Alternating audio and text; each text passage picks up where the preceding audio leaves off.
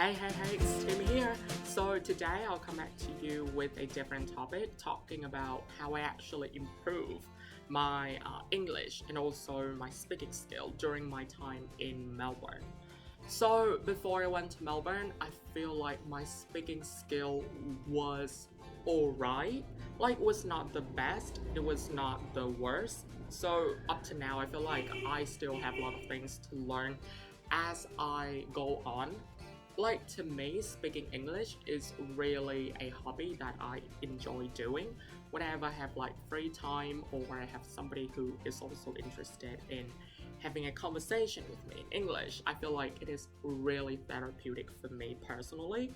So as a person who constantly tries to like improve his speaking skill, I definitely took advantage of all the chances I got during my study in Melbourne. So one of the first thing that I actually did that improved my speaking skill a lot, especially my accent, and how to speak like clearer for the native speakers to understand, is through my first part-time job, waiting at the Vietnamese restaurant. So what I learned from that was actually handling phone calls. So with phone calls, you cannot see the customer face to face, so it can be difficult for you to make sure that the customers understand everything you say unless you have a very clear voice and a very decent accent for them to get what you are talking about. So sometimes they would be confused, so you need to adjust your voice to make it sound like clearer. And it is really fun actually. I had a lot of fun. And so yeah, you need to change your voice, right? To make sure that they understand.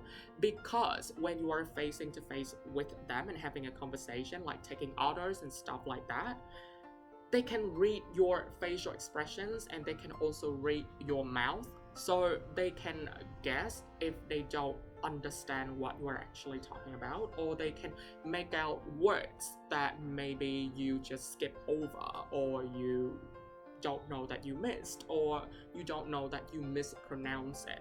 Like, it is easier for in-person conversation or when you are interacting with them like that.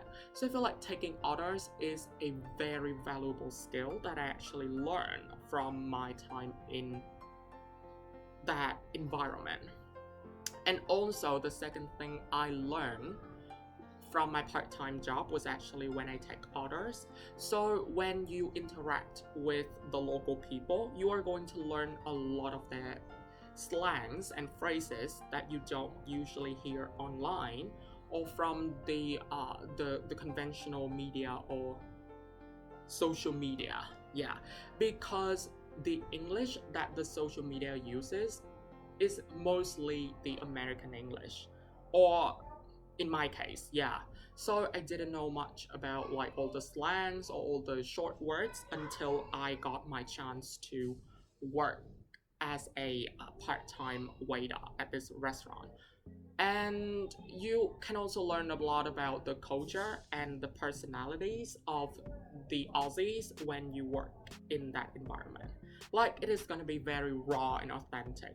It is not like the very friendly facade or the very friendly manners that you are going to get during your time in uni.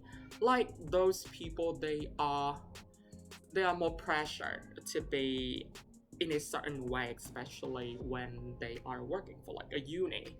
But customers, there would be different customers, and you are going to get like different tastes of all of them, and that is going to be very fun. And the second place that actually gave me chances to improve my English as well was my homestay. So I feel like choosing homestay is really the best decision anyone could ever make if they really want to improve their English or have chances to interact with the local people. because during my time with my homestay family, I did not only interact with my homestay host, but I also interacted with her extended family and also her friends, people coming over. I would just come out and say hello, and then she introduced me to them, and then we started having really wholesome conversations, and it really pushed me to the edge of having to polish up my skills and also the way I talk. And at first, I was not really interested in the Aussie accent at all because I didn't know about that. I was not exposed to the Aussie accent a lot on the mainstream, so it was not something I was familiar with until I studied in Melbourne.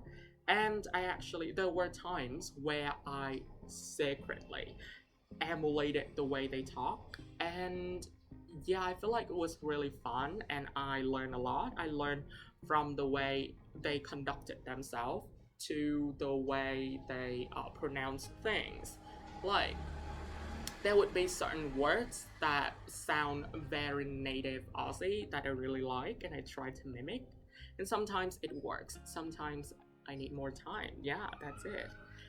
So homestay is a very good choice, especially if you are not interested in getting a part-time job anytime soon, or you want to prepare yourself for a part-time job or future opportunities like working long-term in Melbourne. Then you really need to have an environment for you to get used to first. Especially, it can be overwhelming if you jump into a working environment where you need to professionally work with an Aussie immediately. That is very challenging, especially if you have a lot of like insecurities. So you need to have a space where you can comfortably learn and improve yourself first. So homestay would be that space for you. And then the next place that actually benefited from a lot was actually uni.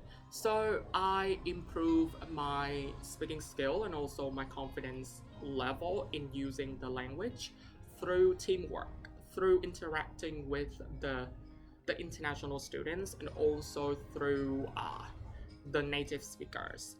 And working with the native speakers can be very challenging sometimes because they have very high standards, and most Asians would be categorized as Chinese most of the time. So they would be a little bit hesitant to work with you at first. Like, I'm not throwing shade to any of my Chinese fellows. Like, I don't know, from my experience, from my very short time in Melbourne, I didn't have that many local teammates because my second year was really short and my first year degree was actually with or for international students only, so I didn't have a lot of chances. But from the stories and experiences from my friends who still stay in Melbourne up till now, they didn't have very good experiences with the local people because some Aussie fellows, they are not comfortable working with Asian people because they think that Asian people are not really good at like using English, and they feel like they struggle when they try to like communicate and stuff.